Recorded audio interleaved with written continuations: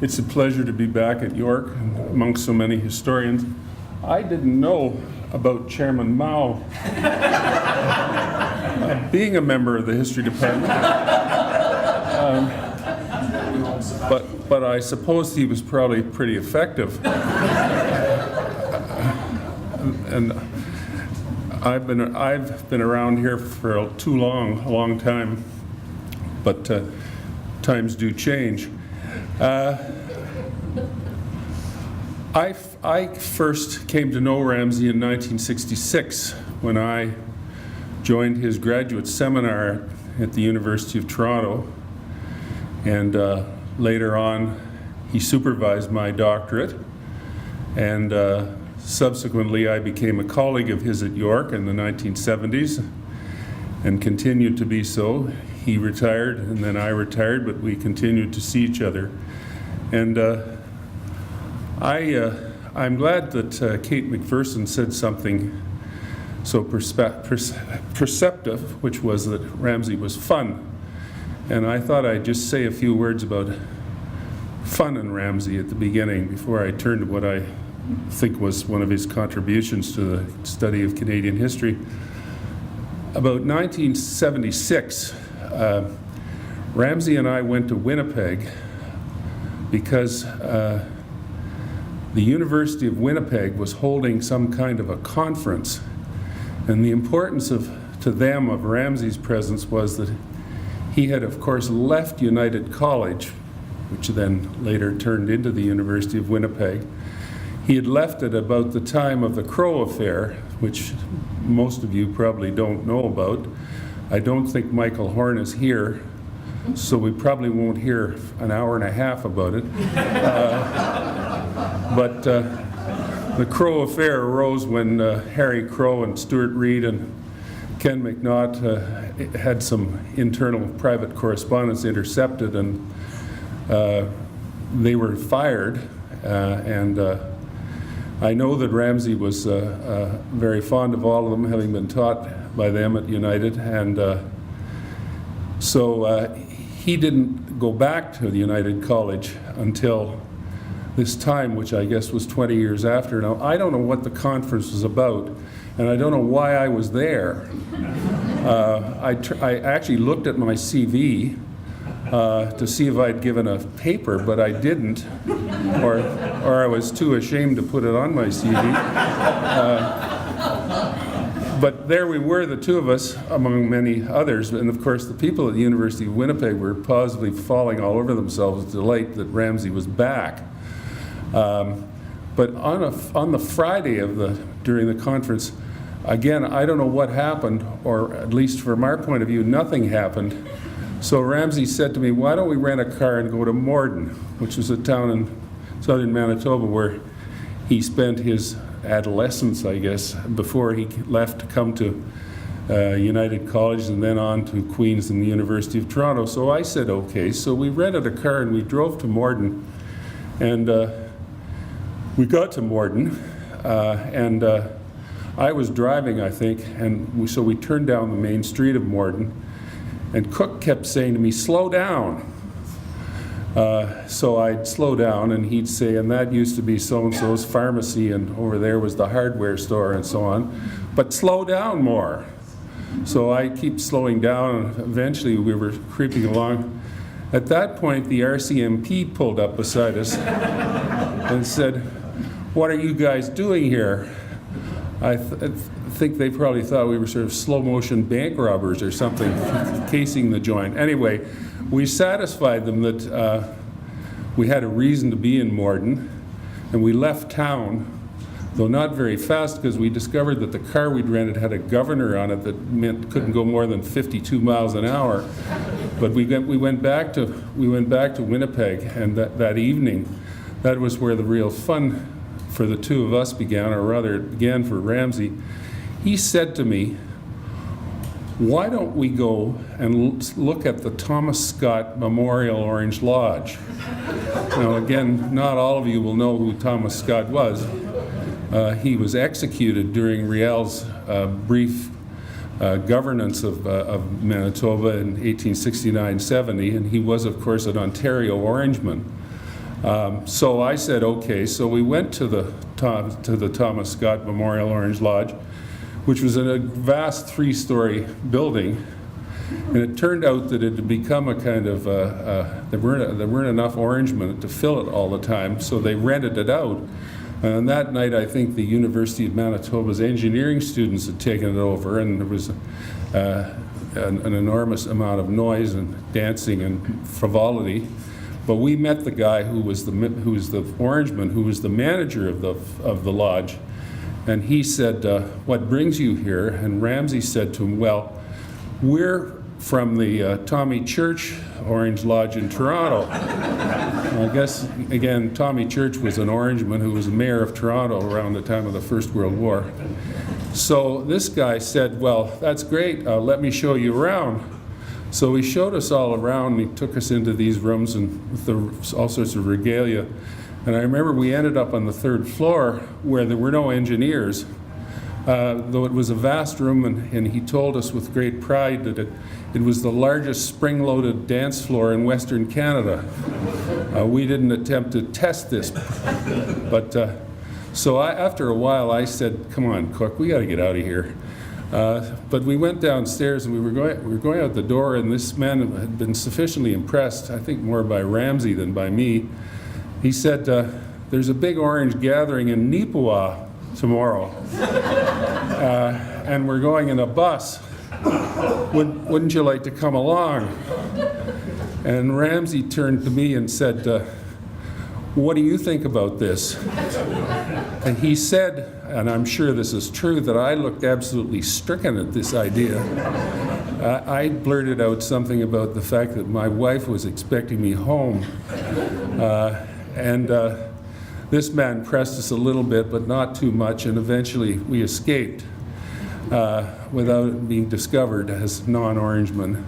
So that was fun with Ramsey. There were lots of other times when there was fun. There was a time, some celebration of national celebration. Maybe it was when the Constitution was repatriated or patriated, and there was a big celebration in downtown Toronto, and Ramsey and Carl Berger went and stole a 40-foot long red and white maple leaf pennant from the Gorey's Cadillac dealership at the corner of Bay and College. And I wasn't involved in this theft. I was just at home. But anyway, sometime in the late evening, the doorbell rang, and they tried to give me this thing because they realized there was going to be trouble when they got home. And I just flatly refused to take it. I said, "You guys got this thing. This is your problem. I'm not going to take it." So that was fun with Ramsey, and there was lots more of it as time went on. I thought I might just say a few words before Marlene gets out the shepherd's crook and hauls me off about the contribution that I think Ramsey made to Canadian history. As I said, I joined his graduate seminar in 1966, so I think what he did, and he did many things in that seminar, but one thing that he did that, looking back on it, I remember, was that he introduced us, and I think over those years, from the late 50s through the 60s, to a new view, especially for Anglophone historians in Canada, of the place of Confederation and of the place of Quebec in Canada and in Confederation. Ramsey, as Donald Wright reminded me in his splendid introduction to the second edition of the Regenerators, which came out a short time ago, Ramsey had intended when he left Queen's to come to the University of Toronto and study with Frank Underhill, but Underhill left. But I looked, as a result of this, I looked at Underhill's Massey lectures for 1964, which were delivered in 1963. And in those Massey lectures, it's called The Image of Confederation, Underhill perfectly captured what I think was probably the usual view that Anglophone historians had of Quebec. As Underhill put it, I'm not quoting here, but paraphrasing, that the leaders of Quebec society wanted to create and maintain a rural peasant society with its Catholic values, which would stand against the rank commercialism and industrialization which were ruining North American society. Well, Ramsey had done his homework, obviously, before the Massey lectures were delivered, but he had delved into the literature mainly by Quebecers about Quebec. And of course, what he had discovered was that, sure, there were plenty of people who did want what Underhill said was the vision of Quebec society as a rural peasant Catholic society designed to have a lot of children and exercise a civilizing mission on Anglophone North Americans. But there were Quebecers as far back as the 1840s when and these are my extensive notes just so that I don't make a mistake. Etienne Perron wrote something in 1846 calling for the industrialization of Quebec and the fact that it needed to come to terms with the future. And this theme continued through the writings about Quebec by some people, though a minority, up till well on up into the 20th century. Errol Bouchette wrote something which again urged the same sort of thing. Now it's true there were plenty of people like Monsignor Paquette and Abbé Groux who took a different view, and Ramsey had us read both of these things. I remember the great pleasure of reading J.P. Tardeville's Pour la Patrie, which I think I have a copy of yet. He sent us off to the Robarts, to not then the Robarts Library, the Sigmund Samuel Library, to look for these things. And they largely existed in books that had seemed to, I guess, maybe Ramsey had taken them out, but before that they'd been taken out in about 1912. And people had read them, but they hadn't paid very much attention to them, I don't think. And so he pointed out to us that there were people with a distinctly other vision of what Quebec society should look like, that it should look, that there was every reason that it should look like the rest of North American society. And of course, some of these people pointed out the embarrassing fact that great parts of Quebec society already did look like the rest of North American society. There was industrialization. For those who couldn't get industrial jobs in Quebec, of course, they upped and left and went to New England. So they took their civilizing mission with them, but they went to New England, and there they behaved like people from Massachusetts. Though I don't know if they drove as badly as people in Massachusetts. But anyway, there was a decidedly other view of what Quebec was like. And this I think actually, but here Professor Wright and perhaps Marcel Martel will have something to say about this too. I think this penetrated back into Quebec, into the ideas of scholars in Quebec. And Ramsey made it his business to get to know and become friendly with people, many of whom took these views. Michel Brunet had written a famous essay in which he wrote about three dominant ideas of Quebec society, one of which was agriculturalism, which he in a sense debunked. And there were other people too, like Maurice Lamontagne and of course Pierre Trudeau, who wrote a famous essay called Some Obstacles to Democracy in Quebec. And so these ideas were put into our heads, where I don't know what was made of them, at least not immediately, but these were influential ideas, and one of the reasons that they were influential, I think, was that Ramsey's seminar at the University of Toronto, as it later was in York, was a place where a lot of doctoral students were trained who went on to get jobs in those wonderful days when jobs were to be had. And I remember in the year that I took Ramsey's seminar, there was aside from myself, there was Michael Bliss and David Berkeson, and I rather think Paul Rutherford was there, but I don't know. The year before, Patricia Dirks and Michael Horn had been in Ramsey's seminar, presumably read some of the same stuff and had been introduced to some of the same ideas as we were. And so this is Ramsay's concern about the nature of Canadian society, and particularly Francophone-Anglophone relations, is of course usually associated with his concern about the possible restructuring of federalism, which he didn't want to happen, and the other things that went along with that. And so I think that these new notions about Quebec, Frank Underhill, I think it was, who said not only the thing about the rural peasant society, but I think we tended in those days to be rather dismissive about politics in Quebec, and I think, if I'm not mistaken, that Frank Underhill once said that provincial politics in Canada are dull as ditch water and Quebec's politics are full of it. So it was something you did need to pay attention to.